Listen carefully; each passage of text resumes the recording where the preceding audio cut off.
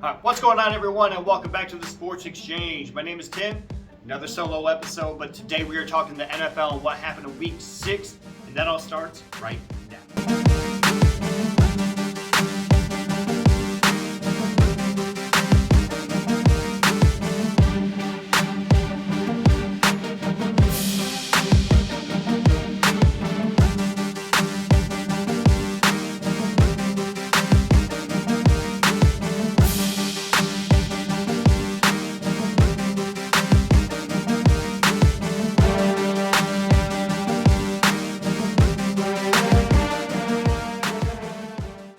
So starting off, we have to talk about what happened with Aiden Hutchinson of the Detroit Lions with the leg injury.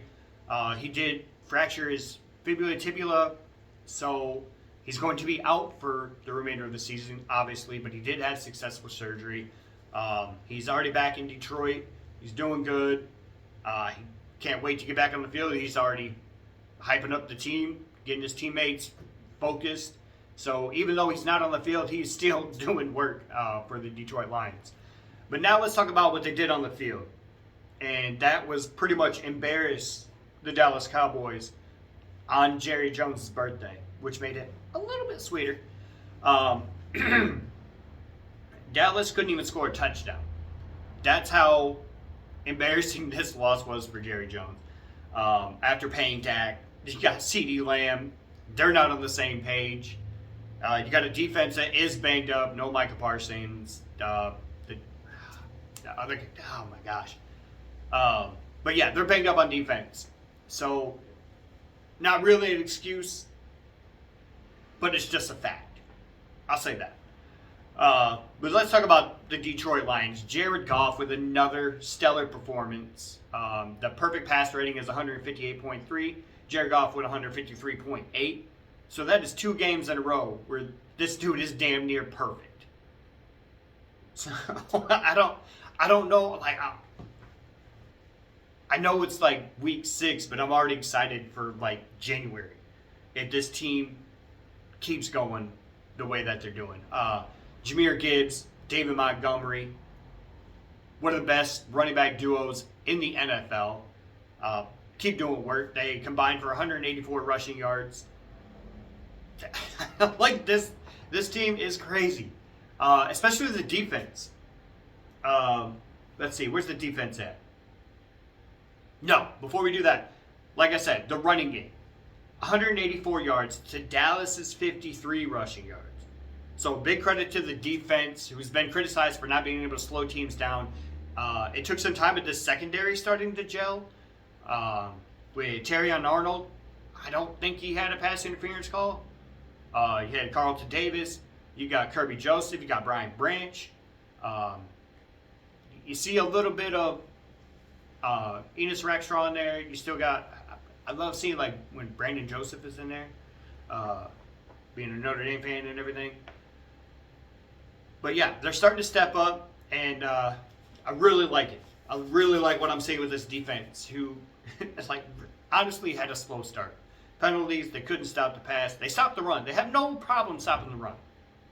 So, very excited to see this secondary come together. All right, now to the question.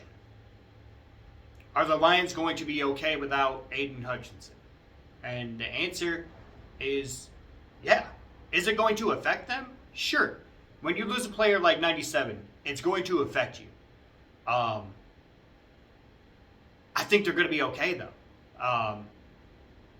Because as we've seen, like after Hutchinson got injured and left, they were still getting pressure on Dak Prescott. They were still stopping the run. They were still being productive as a defensive unit.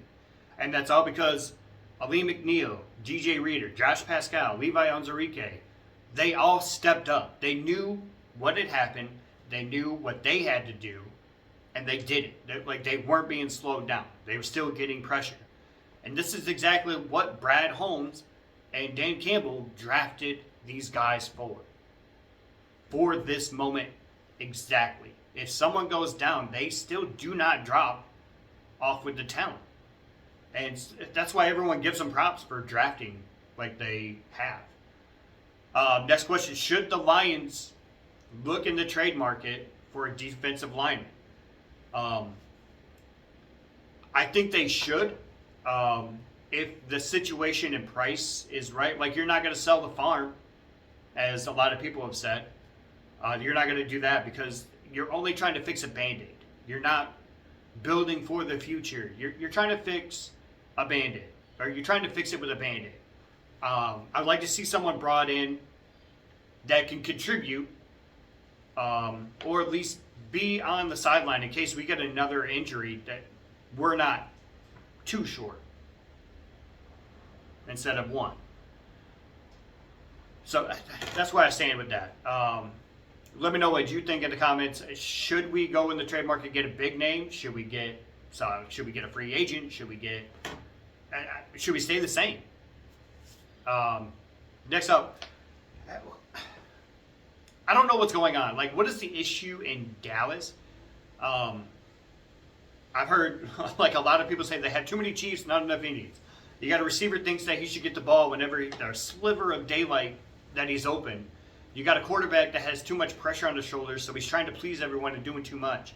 A running back that's trying to revive his career in Ezekiel Elliott, and an owner that doesn't know how to run the market of the NFL players and knowing when to buy, when to sell, and when to build capital. He's had success in the 90s, yes, and ever since those players phased out, he's tried to recreate that, and he hasn't been able to do that. And I believe he got lucky in the 90s with Troy Aikman, Emmitt Smith,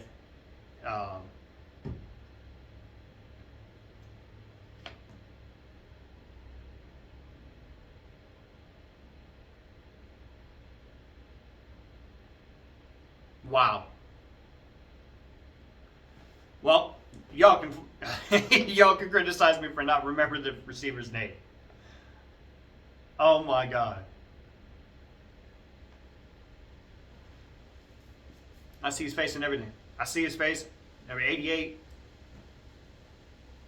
Oh my God. Well, that's just how much. That just goes to show you how much I don't like Dallas. I guess. Moving on. We got trouble in Seattle. They have now lost 3 straight games after losing to the 49ers. This concerns me and Tyler because we both, once again, I pointed to Tyler. He's not here. We both had him in our playoff picks in the NFC. I think we both need to reevaluate the NFC playoff picture because honestly, I don't believe it's one singular problem for the Seattle Seahawks. I think they need little bits and pieces here. Excuse me. They need bits and pieces all over that room, or all over that locker room, except for the running back. They're good with Zach Charbonnet, Kenneth Walker III. They're good. I will say, like on the offense, they do have DK Metcalf, all right, but he's easily phased. I wouldn't say easily, but he does get phased out of games being double covered, and that means you have to have Tyler Lockett, who's in his early 30s.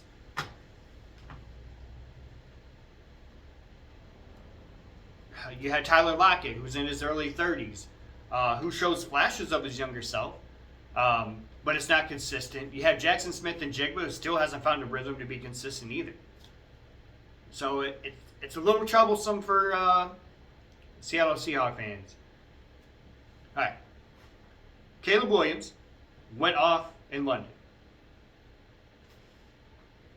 All right, no, we're going to read that. All right, next up, we got Caleb Williams going off in London, going 23 of 29, 4 touchdowns versus a lethargic Jaguars team. So, congrats to the Bears, who are now 4-2 and tied for third in the very competitive NFC North. So, what has changed for the Bears? Well, they got some pass. So, what's different with the Bears? They have some pass blocking schemes that are actually working. Caleb Williams now has time in the pocket, and he also has outside perimeter protection for when he rolls out. DeAndre Swift, if he can stay healthy and productive, that helps with keeping defenses honest and not just blitzing Caleb Williams every down. Do I feel bad for Trevor Lawrence? Yes. What?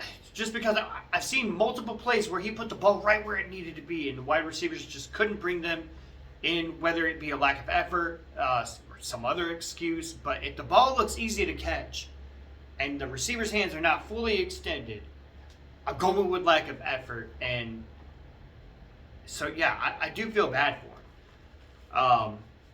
But does that make it an excuse for him? I mean, if you just look at Tom Brady and what he did in New England, he was given receivers nobody ever heard of before. But he put in the time and effort to get on each receiver's page. All right, how do you cut when I'm making this read? The ball's going to be here if the defense is showing this coverage. He did that not just once. He did that every day. And now he made these unknown receivers that no one knew about into future Hall of Famers or Hall of Famers. That's the difference between Trevor Lawrence being a good quarterback and Tom Brady being the GOAT. If Trevor Lawrence wants to stop being frustrated, put in the time with these receivers, figure out how to get on the same page. All right. Now we're talking the Washington Commanders. They're almost there. Jane Daniels and the Washington Commanders went toe-to-toe with one of the best teams in the NFL and the Baltimore Ravens. And like I said, they went toe-to-toe with them. They only lost by 7. Jaden Daniels he's a real one. I haven't been this excited for a Washington quarterback since RG3. But the question remains, are they for real? Yes, they are for real. They are also real contenders for the NFC East, especially with everything going on in Dallas. What's going on in Philly? They get all their stars back on offense, and they still can't produce. They give the best QBR rating for Deshaun Watson that he's had all year with that defense. So, yeah, I think they are contenders for the NFC East. Even without all that going on in Dallas and Philly, I think they still could take the NFC East. So, very excited to see what's going on in Washington. All right, Pittsburgh. Russell Wilson might as well get used to sitting on the bench right now. Justin Fields has this offense going. He doesn't have the numbers to show it, but he does have the scoreboard to back it up. I did see a report that Russell Wilson is taking first-team reps. I'm not sure what that is about. Maybe just to keep him fresh in case anything happens. Are they planning on throwing him in on certain packages? I don't see that beneficial. Bringing in a cold quarterback for certain packages. Unless, if there was a quarterback could do it, maybe Russell Wilson could do it. I haven't seen anything that says other. All right. Key takeaways from this week. Ben Johnson, the offense coordinator for the Detroit Lions, is not afraid to put any play that he wants out on the field. I don't know if it's just because of what happened last year in the Dallas game. He was mad. We know everyone was mad still from last year and what happened. But I think he might have called 10+ trick plays that were design trick plays. So with that, I love Ben Johnson. He needs to stay in Detroit forever. I know it's very unlikely to happen, but man, love that guy. Drake May did better than I thought he did, going against the best pass rushing team in the NFL in the Houston Texans. He was sacked 4 times. He did throw 2 interceptions, but we also seen him gun it out there. He scored 3 he had 3 passing touchdowns. So yeah, he can throw it. He can definitely throw it. The Eagles are not who we thought they were. After following Deshaun Watson, posting the best QBR, like I said, they let a team like Cleveland stick around him. They had no business having Cleveland stick around with them for that game. 20-16 with A.J. Brown, Devontae Smith, Saquon Barkley, 20 points. 20 points? And that defense? I don't know what's up with the Eagles right now. Tyler had him at 2. Or, no, 1. He's got the Eagles ranked number 1 in this NFC playoff list. No. All right. So what divisions are we looking at closely, or the closest? It's obvious choice. It's got to be the NFC North. With each team having 2 or less losses, I can't wait for them to start playing. It happens this week. Detroit, Minnesota, who's going to get that top spot in that NFC North. But yeah, it's going to be very interesting when everyone starts playing each other. Another one is the NFC East with everything going on. This division is like watching a TV reality series, so very entertaining there. That's the only reason I'm watching that one. Other than watching Jane Daniels and the Washington Commanders. An AFC division that I'm watching close is the AFC North with how close it is. The Ravens, Steelers being both 4-2. And then you have the Bengals right behind them. They're only 2 games back. They're 2-4. It's early in the season. That's why I thought if Bengals wanted a shot at this division, it starts right now. They did win. Now they just need to build off of it. All right, time to get into the picks. Last week, me and Tyler both went 11-3 with our picks. We should have placed some money on our games. We didn't, so that's why we still have to go to work tomorrow. All right, starting off with the Broncos and Saints. I got the Saints. I don't trust Bo Nix yet in that Broncos offense. He's a good quarterback. I just think he needs a little bit more experience under his belt. Patriots and Jaguars. I got the Patriots. Jaguars are really lethargic. They're just not clicking. Titans and Bills. I got the Bills coming off a huge Monday night win over the Jets. Dolphins and Colts. Hopefully Anthony Richardson is playing again. Even with Joe Flacco behind center, I still think they take care of business and win over the Dolphins. Bengals and Browns. Bengals, this is what they needed. They needed some teams that are, well, I won't say easy opponents because it's the NFL. Not elite opponents. We'll say that. Non-elite opponents to go against to get this thing rolling. Get some confidence. Get some wins under your belt. So yeah, Bengals big on that one. Texans and Packers. I got the Texans just because I don't want the Packers to win. Seahawks and Falcons. I got the Seahawks. Eagles versus the Giants. I got the Eagles. Panthers and Commanders. I got the Commanders. Raiders and Rams. It's going to be close. I got the Rams coming on top, though, just because they're at home. Chiefs and 49ers, the Super Bowl rematch. I got the 49ers this time. At home.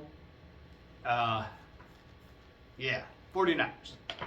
Then you got the Jets and the Steelers. I'm taking the Steelies. Lions and Vikings.